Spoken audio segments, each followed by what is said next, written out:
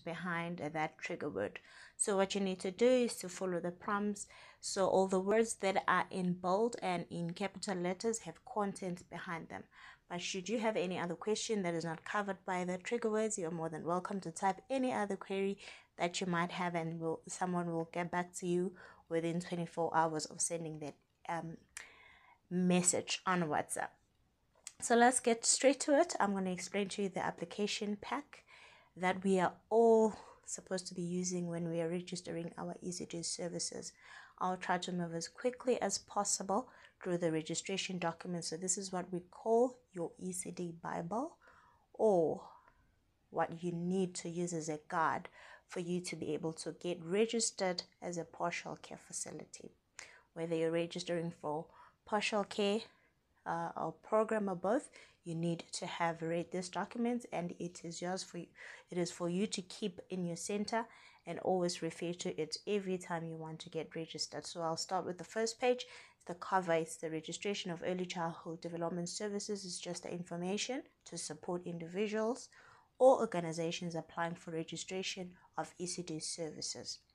Then we have the second page, which is your contents page, which is from page 1 up to page 21. So this is what I'm going to be touching on. I'm not going to dwell on each and everything that is written on the contents page and the contents in this 21 page documents, which is your guideline, but I'll just touch on the important topics that I feel like we all need to cover. And then we have the appendix contents, where we have 24 appendices attached to the Vangasali application documents. So not all of the appendix documents need to be brought back for registration purposes. Most of these, in fact, all of these appendices have been put in there so that your registration runs smoothly. I will detail in the presentation where exactly or what appendix page do we need to bring back for the purpose of registration to go into the file, because when you get registered, then we open a file for you at your local service office. Then some of these documents you will have to keep in your center, and you will need to present them when they are being asked, especially during the assessment. When we get to the end of the explanation of the appendices, you will understand each and every one of them and why they are used, and how you can utilize them for you to move swiftly through the registration process. There's examples that are also attached to all the appendices that are put here. So all the things that we require, if you, for example, if you want a discipline policy, there would be an example of a discipline policy for the purpose of everybody else that might not know how to draft a discipline policy. I'm just making an example. So let's get through to them.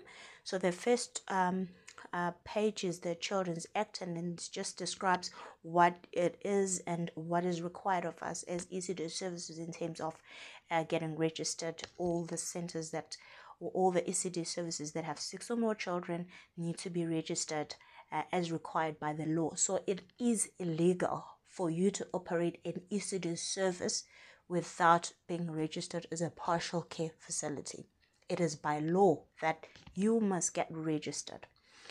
Getting registered does not mean that you're going to have funding. You may have funding if there is funding, but you will be in a better position to apply for funding should you be requiring funding, because registration is a requirement for you to be able to have access to the funding or grants that is offered by now DBA for the children that you're keeping. So every center needs to be registered. Even privately owned ECD services. Privately owned ECD services, please read this guideline. You need to understand that just because you started your own center and you're not wanting to get registered does not mean you must block or the officials or the government officials if they want to have access to this to your center. It's not about them wanting to shut down your center or trying to peep through what it is that you're doing wrong, if there is anything that you're doing wrong. It's just for them to be able to help you to comply with the norms and standards. And it is by law that you get registered. Okay. Then let's move on to registering of ECD services, also in page 4. It will just describe what I had mentioned about your center-based and non-center-based ECD services. You can read through that fifth page of the documents. It will tell you in terms of the modality and the time that is being spent, what do you need to be registered as if you are unsure about the type of ECD services that you provide.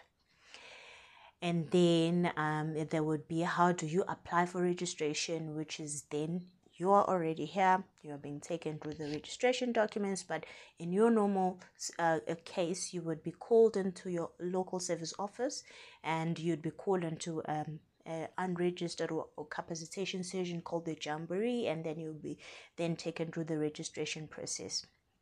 Okay, and what supporting documents do you need?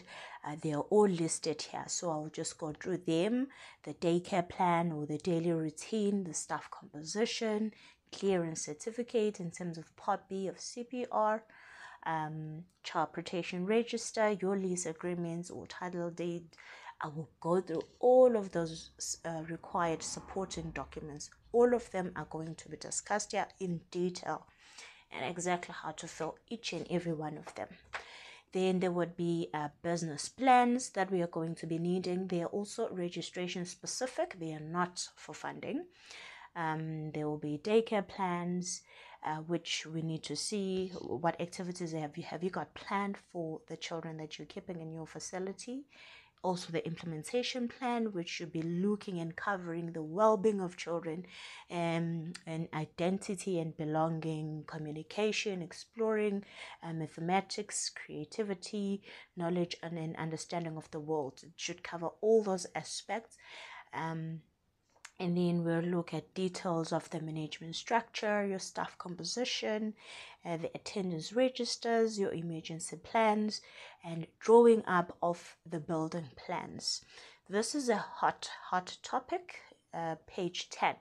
Please read through page 10 and for understanding. So when we refer to a building plan here, we're just wanting a floor plan. So we want you to pretend as if you're flying over your ECD services like you're a bird, and what would you see in terms of the floor plan?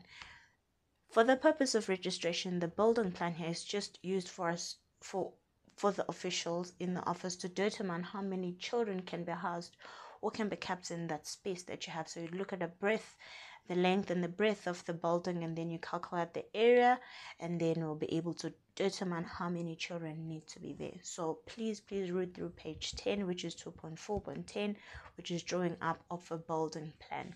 This is not a building plan that is paid for. If you already have a building plan that is approved by the municipality, by all means, please make a copy.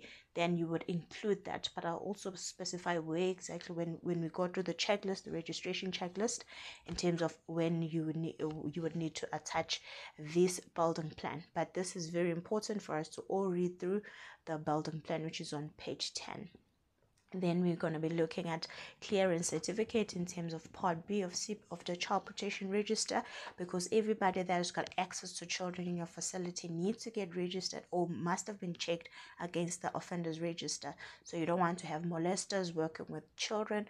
So we need to make sure that everybody that has got access to the children in your facility needs to be screened against the Child Protection Register. So it will be your Form 29 and your Form 30, which I'll explain who fills Form 29 and who fills Form 30. Then we will look at preparing your ECD service for an assessment, looking at the norms and standards, which will cover space and ventilation, safety, drinking water, care for sick children, your sick bay areas, your toilet facilities, and storage of harmful items. Very important. You must always make sure that you store them properly so that children will not die in your center because they consume them. Refuse disposal, food preparation area in your kitchens, and your hair nets and your wigs and beautifully and done manicure, disabilities, transport, child admission registers and the programs, norms and standards, And we'll also look at registering as a non-profit organization as a bonus in this document. It's not necessarily for partial care and for program requirements. I mean, you don't need an NPO for you to be registered as a partial care or as an ECD program, but you need to get registered as an NPO if you are wanting to get funding from either the government or other private institutions. And we'll look at what needs to be done in terms of the members, but that will be something that we cover at the end. And then the documents on page 21 has got acknowledgements for the people that have contributed immensely in getting this work done. So that will be all regarding the Vangasali application guidelines.